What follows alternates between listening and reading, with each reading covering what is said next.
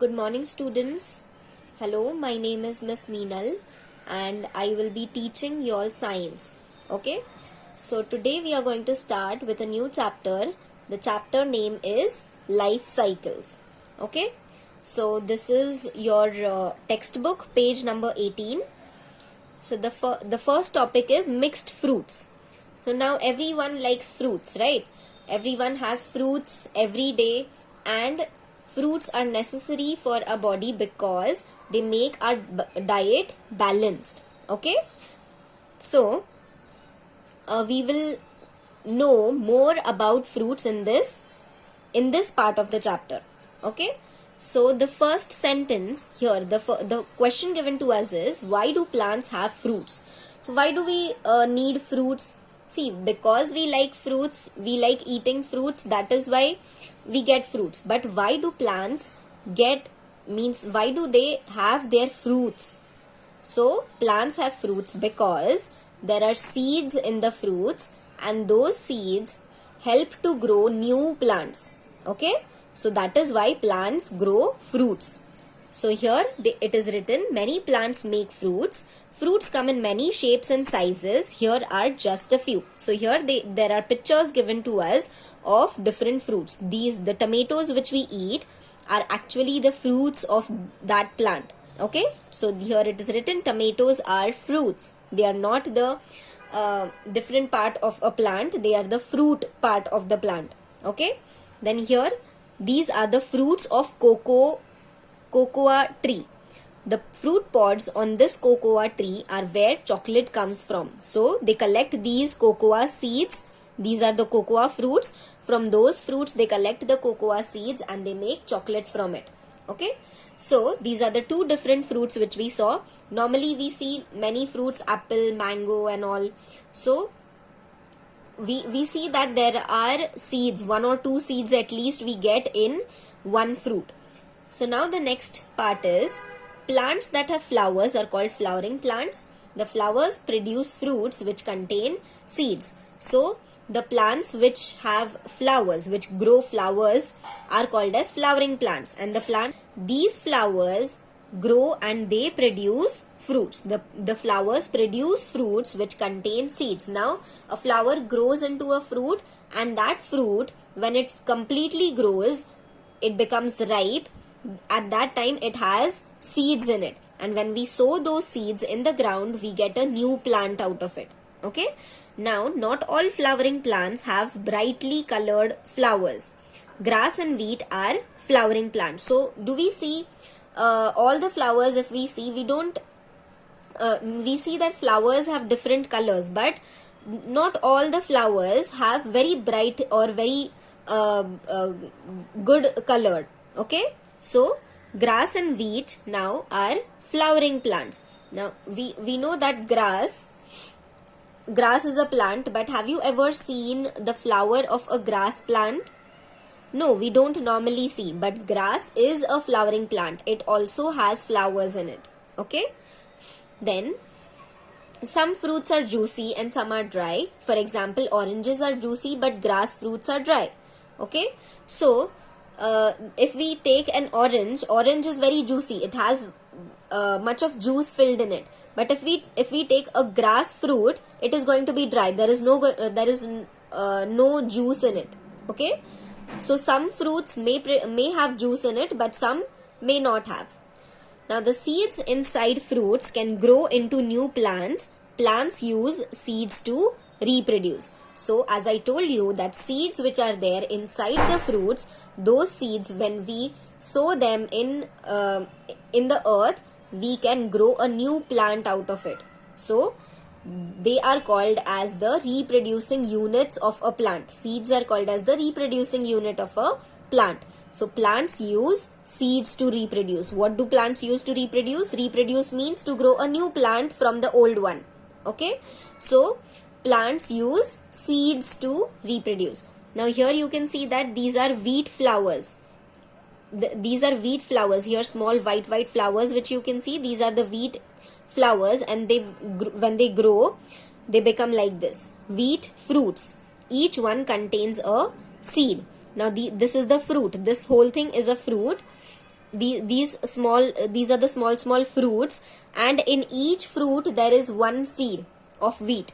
Okay, so actually wheat which we get are the seeds of those plant. Okay, are the seeds of those fruits of wheat plant. Now fruits are used to move seeds from the plant where they were made to a new place so that the young plant can grow in a new area. Now if we have seeds, we sow them in a particular land, and then we can grow those plants there, and can get fruits and flowers and everything from there. Okay, but naturally, how do these seeds go from one place to another, and there when they go to the other place, how do they grow there? Okay, so fruits are used to move seeds from the plant where they were made to a new place. So what are used to move the seeds from one place to another? Fruits are used. How are fruits used? Because fruits have seeds in them, right? So if we take the fruits, and if we take the fruit from one place, we come home, then we eat that fruit, and then we throw that seed into the garbage bin, and then the garbage collector, he takes the garbage, and then he puts that garbage in some place. Okay, and if that seed goes into land, then a new plant will grow out of it. Okay, so what are we doing? We are taking the fruit from one place, and the seed of that fruit is going to another place, and from there a new plant is growing. So this process in which the seed or the fruit inside which the seeds are there, they are taken from one place and then they are moved to another place, is called as seed dispersal. Okay, now here the questions: what do fruits contain? So fruits contain seeds, and name two fruits which are juicy and dry. So this you have to name two fruits which are juicy and two fruits which are dry. Okay, now fruits are food for many animals including humans, and this helps to disperse the seeds. So we know that many animals as well as humans eat fruits. So as I told you, as I gave you an example right now, we take the fruits, we eat them, then the seed goes to another place, and then from that on that place, from that seed, a new plant grows. So in this way we help in dispersing seeds. Okay, we help the seeds to disperse, that is to move from one place to another, because fruits are food for many animals including humans. Okay, we humans as well as many animals eat fruits, and that is why it helps in dispersing the seeds. Okay, seeds are also dispersed by wind, water and explosions, and by attaching themselves to animals. Now if suppose we humans and animals, if we don't eat fruits, okay, then also the seeds are going to be dispersed from one place to another by wind, means they are carried away by wind. The seeds are very small, very light seeds. If they are, then they are carried away by the wind. They move with the wind from one place to another, or they are carried away by water. And explosions. Explosion means the seed bud which is there, that explodes, and from that bud many seeds they come out of the bud. Okay, and by attaching themselves to animals. Attaching themselves to animals means, if suppose there are seeds which get sticked to the fur of animals, or if suppose we go in some farms and then some seeds are there which get stick to our clothes, so they can get stuck to something, and in that way they can move from one place to another. So seed dispersal also happens by wind, water and explosions, and by attaching themselves to animals. So these are the different ways in which seeds can be dispersed from one place to another. Here they have given pictures of how different seeds are getting dispersed. So the first one is coconuts are spread by water. Coconut, it goes from one place to another by water. You can see here that it is going in water. Then dandelion fruits are spread by the wind. Now these dandelion fruits, you can see they are very light. Okay, so by wind also, by a little bit of wind, if it is blown, then also these dandelion fruits move, or they can get detached from this plant and they can move, or they can go to another place. So they travel by wind. Then this bird dropping contains seeds from the fruit that the bird has eaten. Means this is the shit of a bird, and you can see here that these are some seeds. That bird had eaten some fruit, and these are the seeds which the fruit had contained. Okay, then these lupin fruits explode, throwing out the seeds. Now here you can see that these are the fruits. These are the fruits of that plant, and those fruits explode. Explode means they burst, and then the seeds which are there inside that fruit, they come out. Okay, and then they get dispersed. Now the next is, these burdock fruits have hooks which catch an animal fur, so they get carried away by the animals. So these are the fruits of some plant, burdock. The name of the plant is burdock, and they stick to animal fur. If an animal is going from that besides these plants, these fruits, they get stuck to the animal fur, and wherever that animal goes, they get carried away by that animal, and at some place they will fall, and then there a new plant will grow. So these are the different ways in which a seed or many seeds get dispersed from one place to another, either by natural ways, that is wind, water, or explosion, or by attaching themselves to animals, or these also are the natural ways that we consume the fruits and then we throw the seeds to other places. So all these are natural things. Okay, so by natural ways, seed dispersal happens by these many different ways. Okay, now it is, as well as helping plants spread to a new area, seed dispersal helps to make sure that the new plants have a good chance of surviving. Means it is not only necessary that the seed is getting dispersed from one place to another, but it is also necessary that at whichever place it is going, there it can survive. Okay, if suppose a plant can grow only in hot region, suppose, and if by some means, if it goes from one place where the region was hot, from that place, if it goes to a cold region, but in the cold region it cannot survive, okay, then it will not grow there. Okay, so it is necessary that wherever the seed is going, at whichever new place, that place has to be suitable for its growth.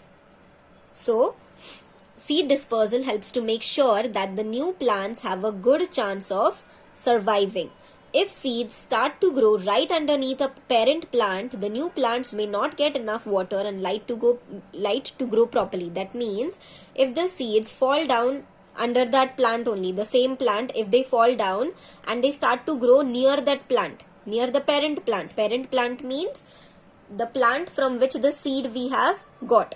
So if it falls down below that plant and it starts growing there, but what happens then is, whatever water or light is going to be coming at that place is going to go all to the parent plant. The parent plant will soak all the light and the water for itself, and the new plant, the new seed which is there, that is not going to get enough water and light to grow. That is why it might not grow. So if seeds start to grow right underneath a parent plant, the new plant may not get enough water and light to grow properly. The bigger plant uses up the water and its leaves block out the light. So the bigger plant has roots. Okay, it has proper big roots, so it will absorb all the water from the soil, and the new plant which is growing, that plant will not get any water because it is not that much grown, or it doesn't have roots to absorb the water. So that is why all the water, if it is absorbed by the bigger plant, the newer or the smaller plant, the seed is not going to get any water, so it will not grow properly. And also a plant needs light to grow.